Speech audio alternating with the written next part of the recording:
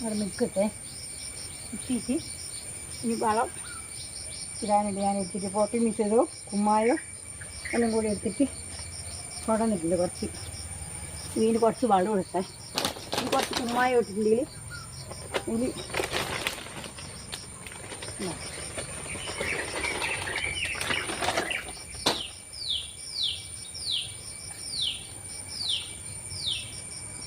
ഇപ്പം നട്ട് പൊടിച്ച് കഴിഞ്ഞിട്ടാകുമ്പോൾ നമുക്ക് ചുറ്റും തുറന്നിട്ട് ആക്കിയിടാം.